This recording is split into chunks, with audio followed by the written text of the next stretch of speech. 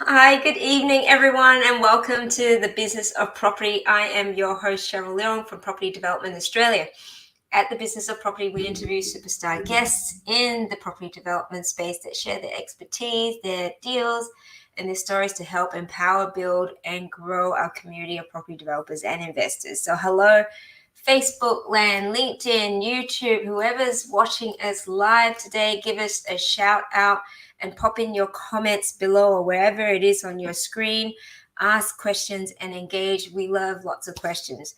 So our guest tonight is the founder and director of A-Game Property Advisory, Jim Malamartinez. With over 20 years of experience in property transactions and 15 years of property development, I've invited Jim to share a bit about his journey in the property space.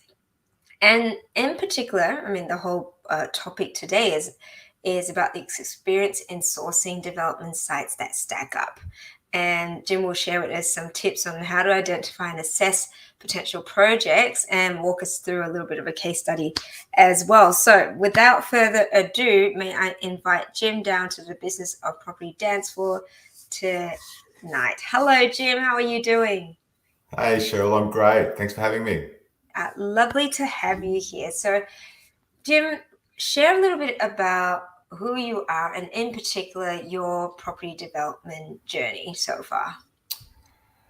Well, so I've been in property, as you said, my first experience with it was probably when I was a kid at 10. I remember being a little kid and just loving property. And I used to love drawing floor plans on an exercise book.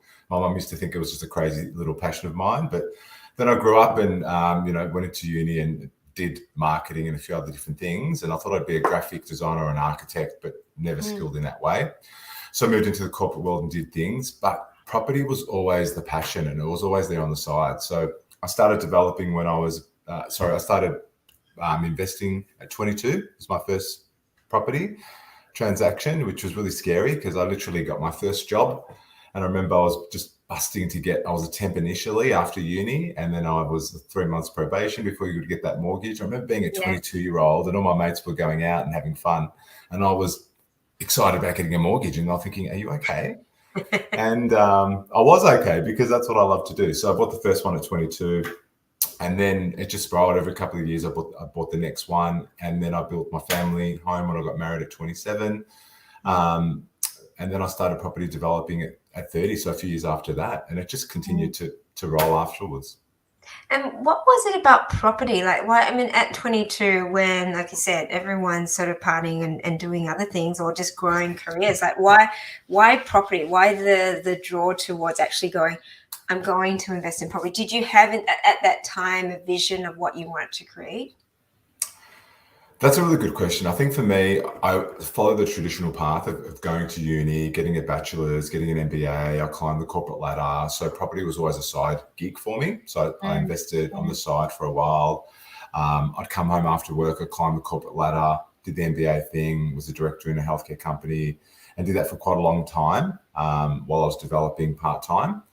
My wife, I'm lucky enough to have amazing, talented wife as an accountant. And she's got a passion for property. So during all those years, we would be the team, we'd come home from work, put the kids to bed and talk about our next project. And it was always the numbers and the strategic direction and the objective and what are we going to do. So it was always property on the side to begin with, because I just, it came from a Greek background. You've got to do the right thing, go to uni, get a job, follow the lead. But that passion was there on the side, and then it slowly grew and grew until it became the full-time job.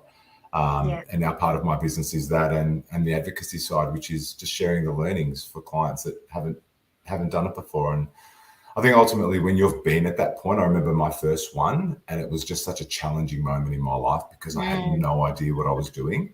Yeah. And I think we were talking before, I literally had everything on the line. It was one of those life moments as a person that you just go, have I done the right thing, or have I really messed everything up and lost it all? Yeah. And so what was the first property? Well, I've always, I was saying earlier, I always had this passion for the Bay. So, I grew up in Endeavour Hills, sort of Dandenong area, very low socioeconomic Greek migrant family.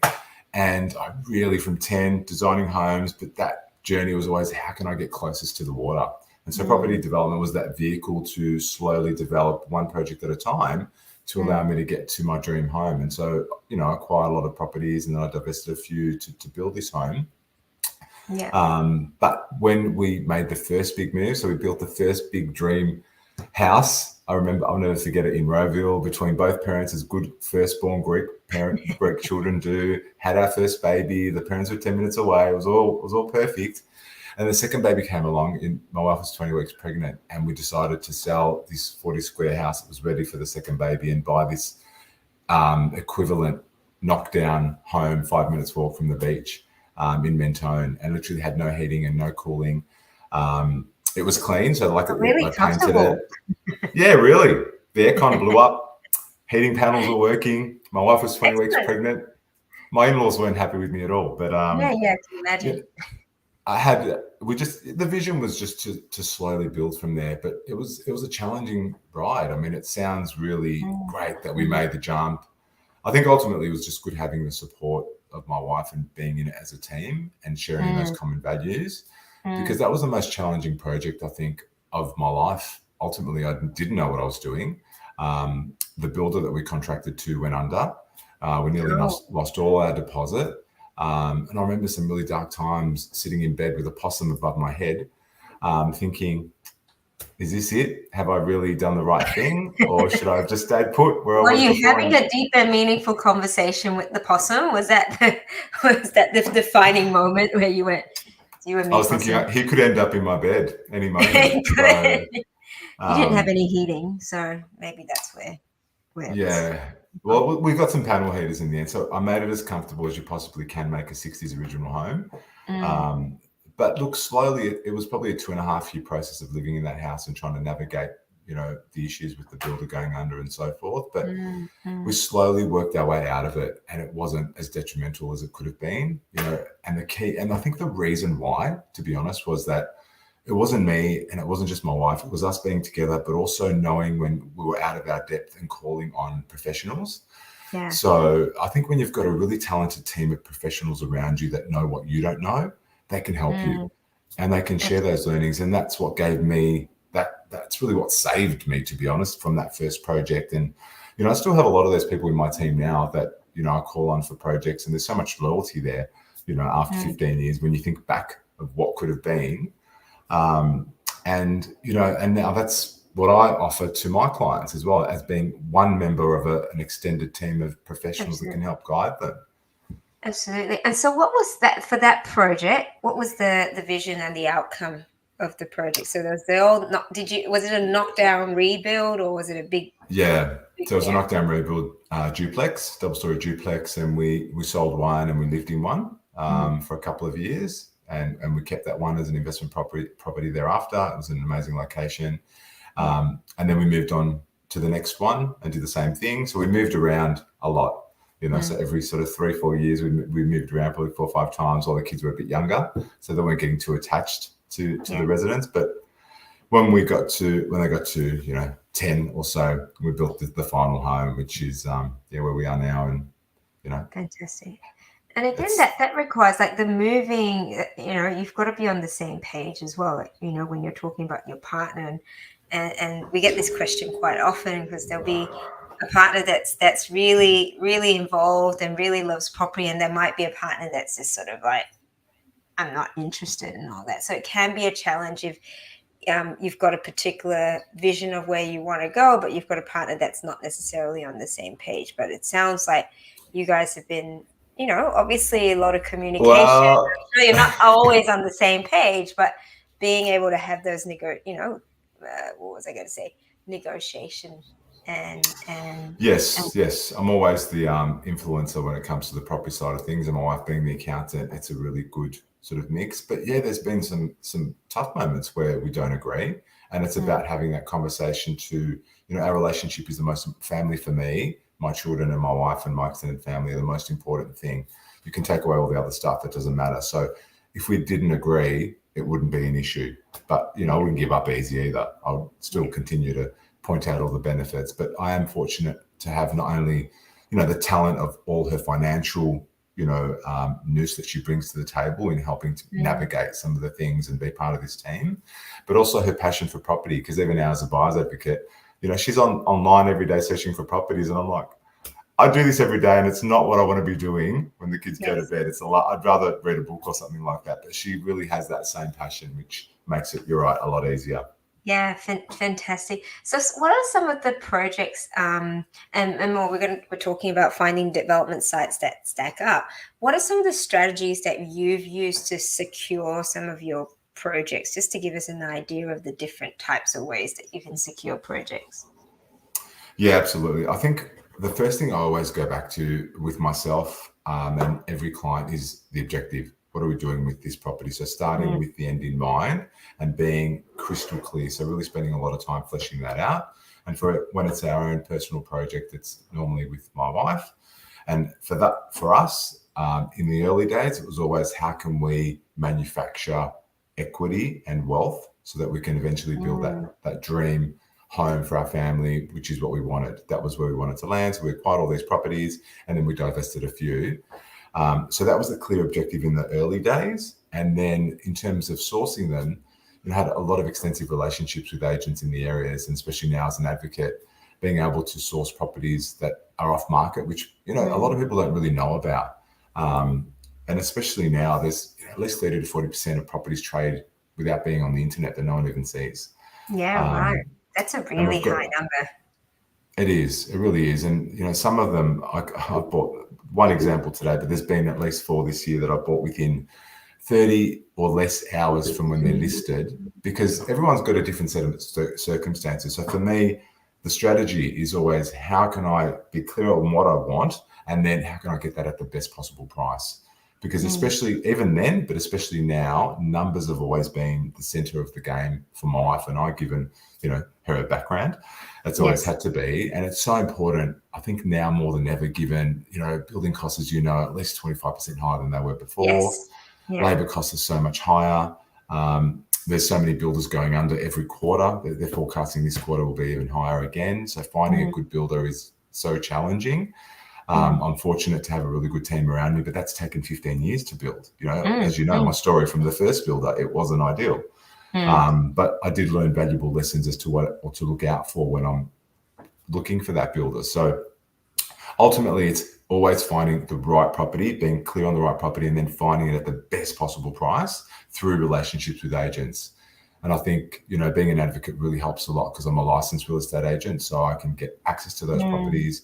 But even if they're on market, Cheryl, there's a lot of opportunity, just for a client at the moment. It's not a development opportunity, but there's a on market property that just doesn't have a lot of interest in it for various reasons, that will go way at least $100,000 below value, because unfortunately there's a person for a certain situation that needs to sell it at a certain term. So we can give them that price that they want and the extended settlement term, so everyone's a winner. Yes. But strategically, from a development point of view, it's always being super clear, number one, and then how do you source that property at the best possible price using a lot of different avenues. Let's dive into what you mean by being super clear. What do you mean by clear? And does that also come down to the strategy, like understanding what strategy you want to be able to, explore or go down for your client? Because what I'm trying to get to is every client different? And when you're talking about development sites as well, we're talking about development or investments. Absolutely, yeah. Is it equity? Is it cash flow? Does it depend on what where they are in their lives? If they're older, that sort of thing. Share a little bit about what you've been able to see. Yeah, absolutely. We'll talk. The case study at the end was around equity, so we'll talk about that equity at the end. And then there's other developers. So I'm working with probably at least 3 in the past. This year, 1 active Sydney developer right now, and then 2 in the past this year. And they're full-time developers. So for them, it's building, we know there's a rental crisis at the moment. So a lot of those developers are building to hold and rent. Vacancy rates are at an all-time low, as 20-year low. And that's what I'm focusing on for myself at the moment. I'm looking for strategically, it's not just cash flow, because I'm not I'm not that close to retirement, despite the grace. So I look for a hybrid strategy where, there is that capital growth that, I look at the market data and extract all the SA3s that have the indicators that show there will be potential capital growth, but also have a cash flow element where they're at least neutrally geared, so that I can sustain my property portfolio, and then also have a couple of ultra positive cash flow properties to balance things out. So, that's my personal look on things. With the developers, a lot of them are doing build to rent specific projects. So they're doing 4 to 6 townhouses to rent in specific SA3s that have, less than 1% vacancy. I mean, I was looking at one today, which was 0.6. Anything below 1 is crisis. And 0.6 is terrible. And the lowest one I think I've seen is 0. You can't get any lower than 0. Which is more a regional sort of STR area, so short-term rental area, and that's why there's 0 properties available for long-term rent. So so that's a really interesting, like, see that just on that itself, how you're saying there's more of that build to rent, like the traditional type, when I say traditional, townhouse type product, where it's not necessarily going to be built to sell all the time, because often we think when we're developing, there's going to be a sale at the end, whereas where they're being really mindful that they're going to be holding it for quite a while. Is there generally the intention to sell at some point, or is it purely an investment play? I think for some developers, depending on how many units there are. So if there's 6, for example, a lot of them, might sell 1 or 2 at a later stage, or some might sell them immediately. So that there is, depending on their cash flow, because we all need cash flow to fund the next project, as you know. So it's all about how can we get that cash flow side of things, and how can we have the borrowing capacity. Ultimately, when you're borrowing millions, it's quite challenging. But another emerging trend, which, I'm looking into for myself, it's sort of in its infancy, because there are so many international students still waiting. I mean, there's 10,000 student visas or student applications a week at the moment that aren't coming in. So they need somewhere to live. And ultimately, we don't have enough houses at the moment to service our own people, let alone the students coming in and the migrants. So a lot of those shared housing options are a thing that are coming out. And I'm not very experienced in that area, but it is something I'm getting a lot of inquiries around, and I'm looking for someone to partner with around that, because there's a lot of people that specialize just in that field. Absolutely. And I think that there's a huge opportunity emerging there for people to look at. So, and that's still development. You're building 2 townhouses. They're just specifically built for people to have their own room with a bathroom and potentially a kitchenette, and then a shared living space.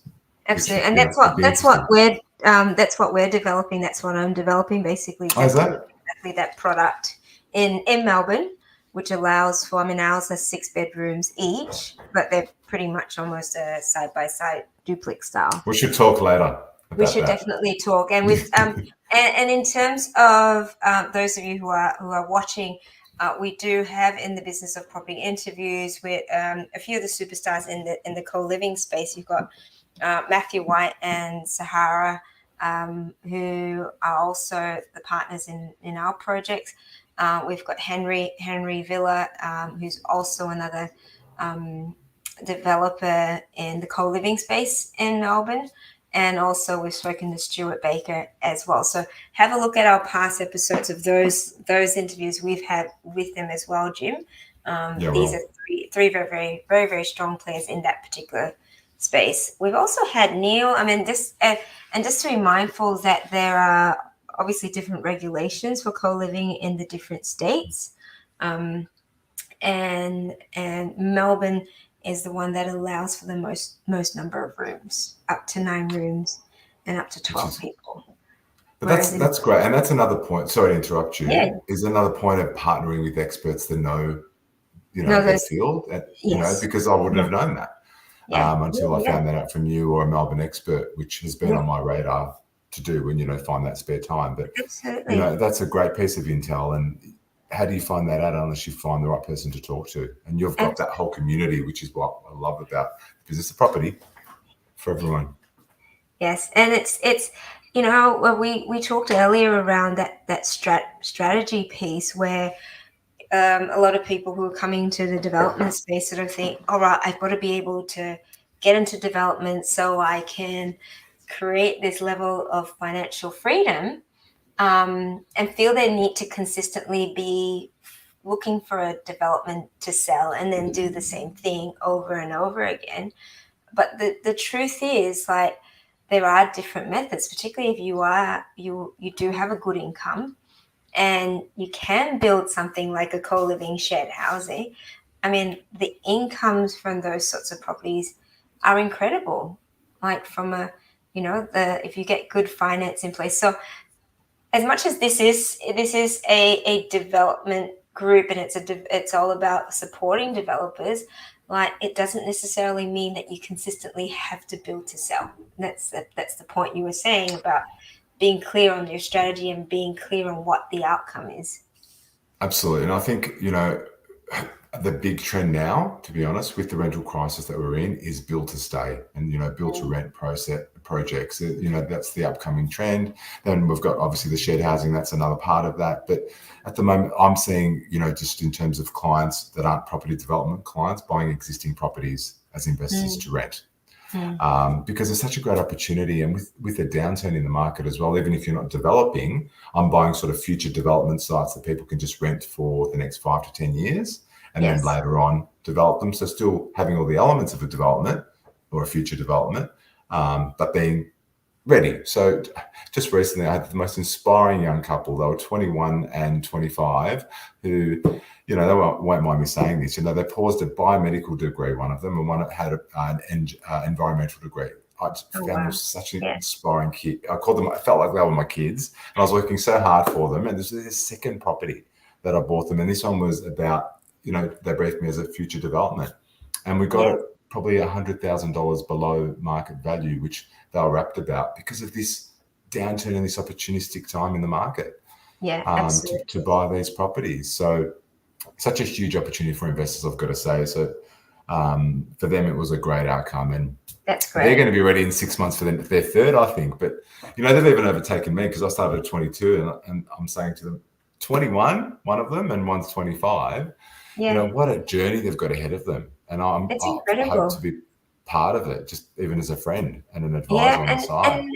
And just with that, how you've mentioned around, you know, this future development opportunity, let's talk around that. Like, what are the factors that you look for when someone says, gee, I want to buy a development site? All right. What are the things, and typically are they telling you where they want to build, or are you saying, yeah, these are the areas that I feel you should be targeting? What are the scenarios? That's a really good point. I'll cover a little bit of that in the case study, but I'll just go over it quickly. So I've got two. So this one in particular came to me and said, Jim, I want to build 2 high-end townhouses in the Bayside location. And then I have others that come to me, especially from Sydney, that don't really know Melbourne that well. And so they say, look, I want to build based on what people are after. So I need you to find me areas that have, you know, either, you know, good capital growth and low vacancy rates, that hybrid strategy we were talking about. So the first part of that is always, what is their objective? So what are they after in terms of budget, outputs, and what are they planning to build? And then from there, I'll go and look for the data if they're not sure where the location is and determine the location. So I shortlist some locations for them, and then we go from there. So I've got 2, to be honest. The ones that come from Sydney normally don't know where, and they take my guidance on that. Because there's always, I mean, sure, you're aware of this, there's always the beautiful science of all the data that we have available and going through it. I spend so much time data driven, which is very important, but there's nothing like the art as well, and having that knowledge on the ground and combining both. You know, like, for example, that investment property that I bought that was $100,000, the data was saying that I couldn't buy that, but I knew that I could based on my contacts and what I was seeing in that area. So if I was solely to go by the data, then I would have missed that opportunity for them. So, you know, there's both of the things where, you know, people come and say, I want a blue chip location, I want a Bayside, so that makes it easier and narrows it down. And others that say, I want where the demand is, I want a product that's going to be driven by people that want it. Yeah. So then when you've got the second, and so that, let's have a you know, dive further into like that you know, the buyer where they're saying, Jim, I want to find something. You tell us where's a good area. What are the key factors that you're looking for you to be able to filter down the suburbs that you're targeting? Yeah, absolutely. So I look at a lot of variables: affordability of the area. I look at past growth of the area. I look at yields. I look at vacancy rates. I look at if it's a strong sellers, because we know we've got the macro market, but then we've got the micro markets. So I look at what's happening in that micro market in particular. So I get a really good feel for it. And then the socio-economics as well, because that really influences the rental aspect of it. Because we can say, put your rent up, but if people can't afford it, well, then, you're sort of stuck. But yeah, there's so many different variables to then assess that SA3 and then the suburb, and then I rank them and give people, guidance as to what I think is best based on the data and the art behind it. And then we go from there and we slowly tighten that brief. So when I work with any new client, we always start quite wide, and then it takes at least 2 weeks, sometimes even 4, to get it really tight and narrow.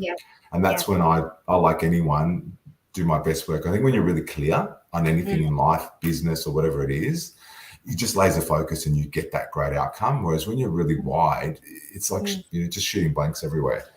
I literally sit down for hours and look at the data with all those variables, and I rank them and I do all the sorting and so forth. And then it's taking that and applying it to the real world, and that working with that client just narrows it down over time to get that best outcome. And Jim, how much of this is also working with just the mindset and psychology side of things to be able to go, and especially when you're guiding someone, and say, for example, you're guiding someone from Sydney that's buying in Melbourne, and there's a whole lot of trust in there, but I'm sure there's a whole lot of the mindset side of things that holds people back, and you're talking about being able to work with them to narrow it down. Like, talk me through that scenario of guiding them through that psychology and mindset journey. Oh my gosh, there's so many. That's such a big question. I mean, today I'll give you today's example because it was a classic one. So I had clients from San Francisco that I onboarded last week, and I gave them my recommendations. They just wanted an investment property with a future property development option. So I gave them my recommendations, but they weren't comfortable with those areas and their own research. They did their own research, and they gave me some more challenges on their requirements, which weren't maybe the best investment options, but they made them feel more comfortable from a more safe perspective in what they knew of Melbourne. Yes. So then we had our second onboarding today, which was a bit of taking, because we're a team at the end of the day. They're the client. I give them my professional advice and they come back. And so I took a bit of what they gave me, and I took a lot of what I had, and then we combined both to reach that middle ground so there was comfort. But ultimately, when you're working with people, especially at the moment, it's always, for me, I listen more than I talk. Even when I'm working with home buyers, because I buy homes as well, I've been known to be a marriage counsellor, they call me. Sometimes couples don't agree amongst themselves, so I give them homework to do separately. Yeah, I know, right? Put the kids to bed. I say, put the kids to bed, have a glass of wine. Now, you come up with your list individually of the top 10 things you want in your home, individually, and then come together and share it with each other one at a time, and then come to me tomorrow and we'll talk it through. But it's amazing. So there's, the home buyers that have got their own psychology, and there's a lot of fear at the moment, obviously, with interest rate rises. But we are seeing buyer confidence slowly, resume and increase, and there's a lot more investors that are out there. So, yeah, definitely from a property development perspective, people are more fearful because of the price and the cost of building, labor, finding a good builder, and interest rate rises and all those sorts of things. But when, they understand the process and having someone on their team to talk them through and guide them, ultimately we know there'll be more rate rises. And if you're not, and you need to assess your personal situation, we know, at least based on all the mortgage brokers I've spoken to, we're expecting at least another 1% by the end of the year until inflation gets under control. So you need to factor that in. And then next year, we probably should see things flatten out. I mean, fixed rates have now dropped below variables, which is a really good indicator. So I think, if you're ready and you're just sitting on your hands because you're not sure, well, you're missing an opportunity. Because if you're in a financial position where you can buy right now, this is the time to buy. But if you're not, then you shouldn't. So ultimately, it's having that conversation. There's a lot of people. I mean, I look at my board now. There's at least 10 people that want to start, but they're just watching and waiting. And it's funny, Cheryl, I go to them, so what are you waiting for? Yeah. And they think, I'm just waiting for, I don't know. Something to happen. I don't know. A sign. I don't know what. Well, why? I'll say to them, well, while you're waiting, I'm buying bargains for all the rest of the clients. So ultimately, it's your choice. You have to be. It's a personality trait as well. You have to either be in it to win it, or you can just sit back and watch and wait, and then you either jump in at the end or you miss the boat. One or the other. And I think that's what they're waiting for. Really, it is a sign that there's something in the media that says the market's picking up. In that moment, that's when they're like, I've got the confidence. I can say someone's told me, and I've seen it in the media, or I've heard it subliminally through whatever, that the market's picking up. But by that time, it's already got to the point. Look, I love the media, and I won't say anything negative about it, because I was interviewed about when the ANZ Doom and Gloom report came out. It was about a month ago. An Australian property investor contacted me because there was this doom and gloom report, and then there was a CoreLogic inflation report, and he wanted and that's obviously a lot of analysts sitting in a room with all this data. And we talked about the art and the science. And then he said, look, I really need someone's opinion on all this data that's out there, seeing what buyer sentiment's like and the rest of it.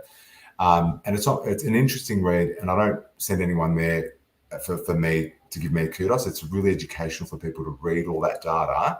And then I had a page of comments, and they're all positive and all opportunistic focused, and they put them in. So, they were it was a very well balanced article to take all the negative doom and gloom, but then take someone that's on the ground.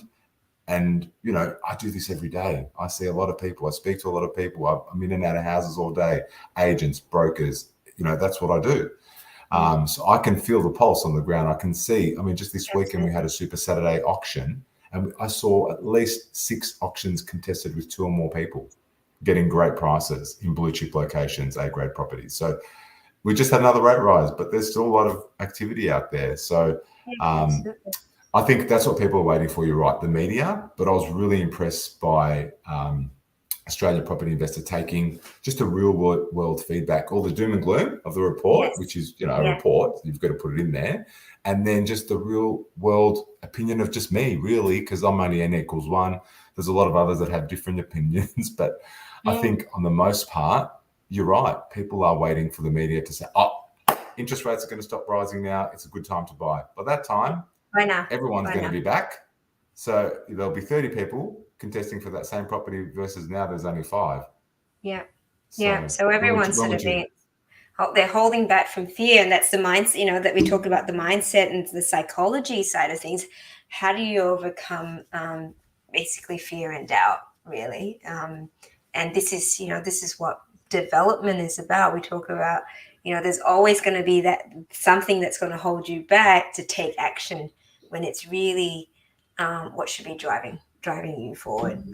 So I thought I'd touch a little bit about that mindset sort of thing. So I appreciate you sort of bringing that up in terms of just weighing, just making a conscious effort of weighing things up, of going, this is what someone's saying, but really, realistically, what opportunities is it actually opening up as well? And there are always opportunities in any market. Always opportunities.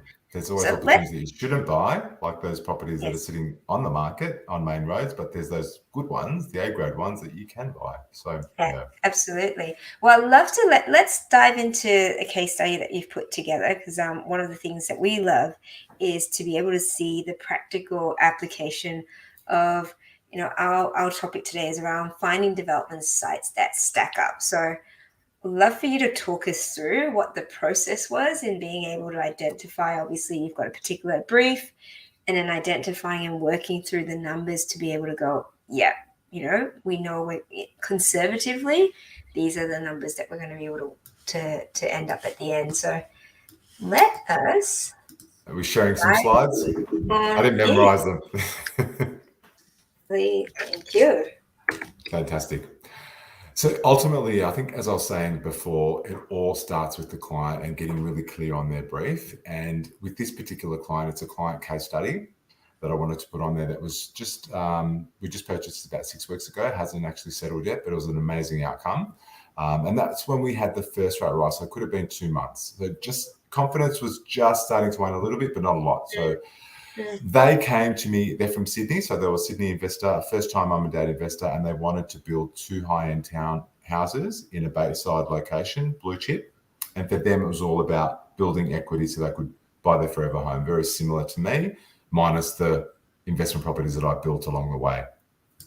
So I had to still sit down and look at all the data with that in mind. So at least they gave me a clear sort of region of Melbourne that I could look for, and then go back to them and find, the particular areas that would deliver on good outcomes for them.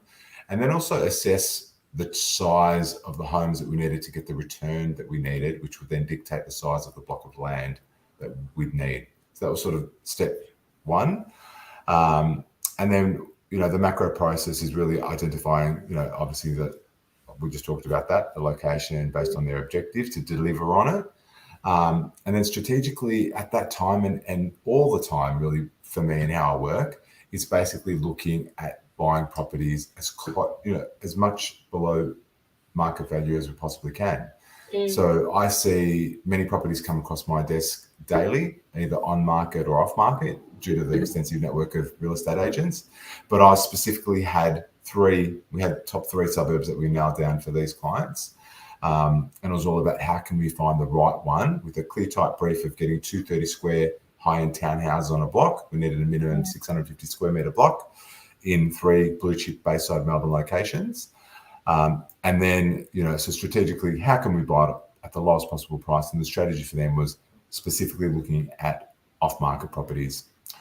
And the reason I say that was there's a lot of on-market properties, but there was so much competition. And even right now, Cheryl, we're still seeing, and that's what I was saying before, even with all the rate rises we've had, it still surprises me that this base region of Melbourne is, and I live in it, so I'm very fortunate to live here. It's still so resilient as a market. It's still getting, blue chip properties are getting amazing prices, and they're getting contested with at least 2 to 3 bidders at every auction. Unless they're somehow compromised by either being close to rail or on a main road or something about them is not ideal. They're the ones that are normally sitting on the market. But we also don't have a lot of stock. So finding the properties that are just listed are sort of key for me. So finding the off markets was key, and then shortlisting those properties. So for every property that meets all those requirements, I then do a return on investment viability, which I'll go through in a second. For each shortlisted property, present it to the clients, and then then I present a strategy if we want to move forward with that particular property based on the return. Yeah, absolutely. And this is just a property that's in progress now. So this is not this particular one, just a picture of a site that we bought, and it was a great corner site. Again in Bayside, but not always in Bayside. And this was a great buy, and now it's at this stage. This is what it looks like now. And I must say, as much as I've been doing this for 15 years, I always get excited when I see something like this, and then the vision that's in your mind come to life to become something like this.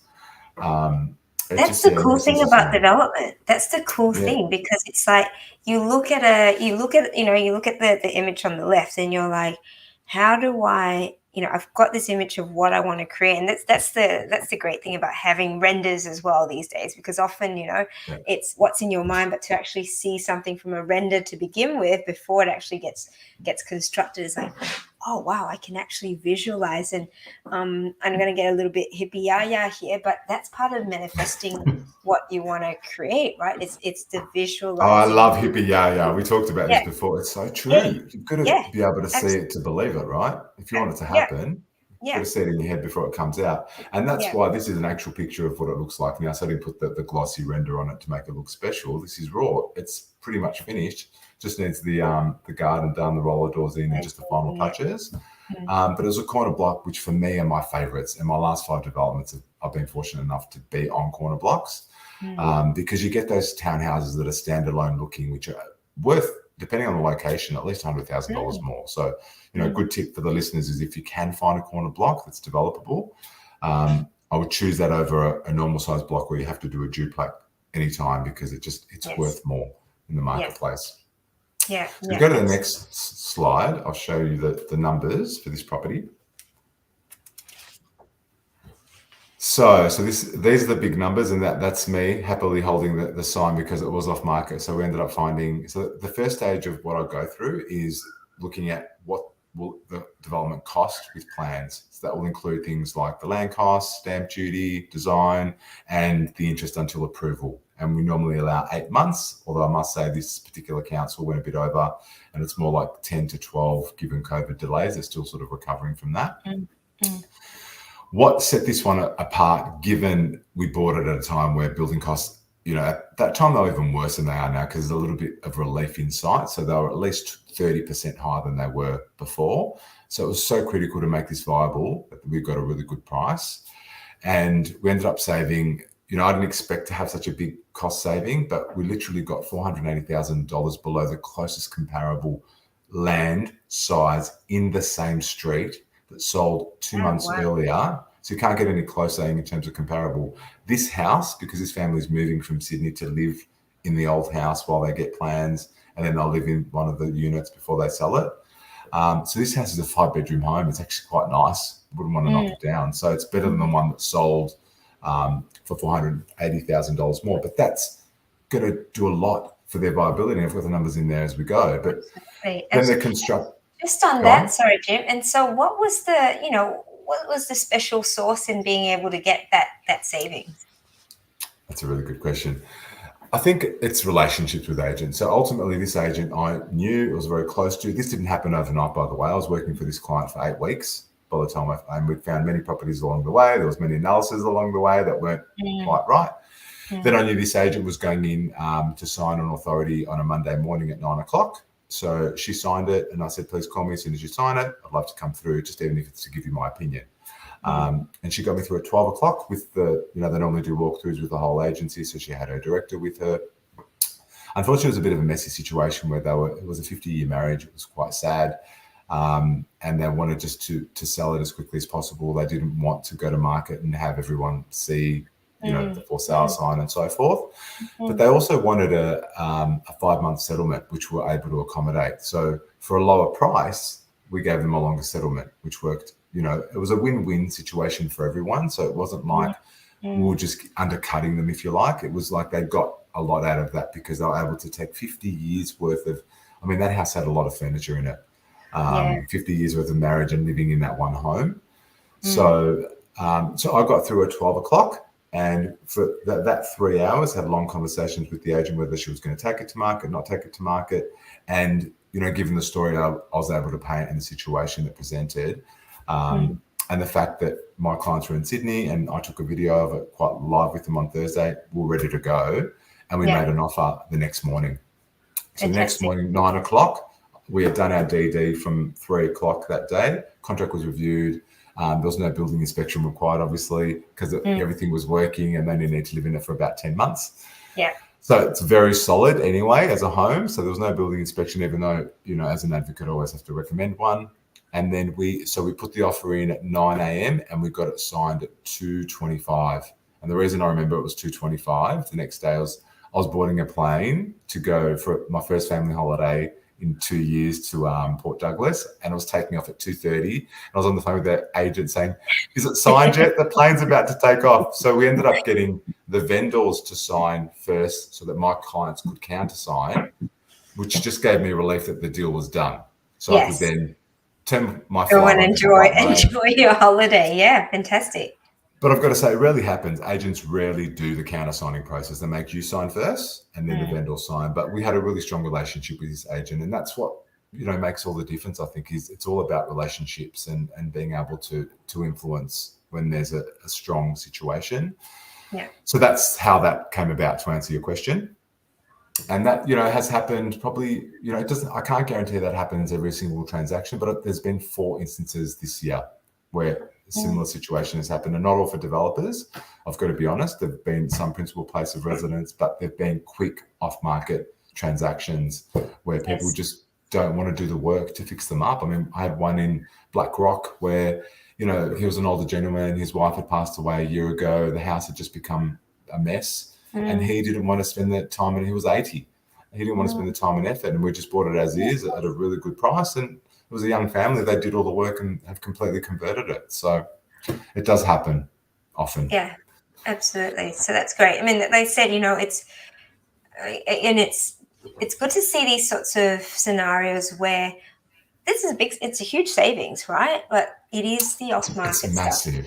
It It's is the massive. relationships, and it is being able to manage the expectations of the vendors and their needs, and being able to go, all right, if you would like this, then I would like a cheaper price. Absolutely. And I think it's also the Give or fact take. that, yeah, when you're trusted professionals, like I'm a licensed real estate agent for buyers, they're licensed real estate agents for sellers. So there's that professional integrity and privacy. So you're doing the best for both your clients. And you want to get to that win-win situation where some of that information is confidential and wouldn't always be shared with just anybody, because it just doesn't happen. So Yeah. But anyway, then the construction part is always fun because it was a bit of a moving feast at that time. So I consulted with 3 different builders that I work with. I mean, I have my favorite builder, but he's always so busy that I've got a bit of a team. So that was the cost of building. Then also, the working drawings, engineering, subdivision, demolition, all those little costs that come at the end, and interest. So that was all factored in to get to the 1440, which was a great price. I've got to say, it was about 3 per square meter because they were 30 square meter townhouses. So it was a very good price, and it was my favorite builder that in the end committed to building it. And then, so the total cost of the project was 3.8. As we can see, I estimated the value of the townhouses based on the concept drawings, and just being conservative, prices were up to 2.7 for something similar with that land size and that kind of finish. So we're just conservative, saying about 2.5. Because I really believe that you always have to undercook the numbers, because then if they come up better, you're better off. And especially with clients, there's nothing worse than it's a marketing 101. You don't want to overpromise and underdeliver. I always try and do it in reverse.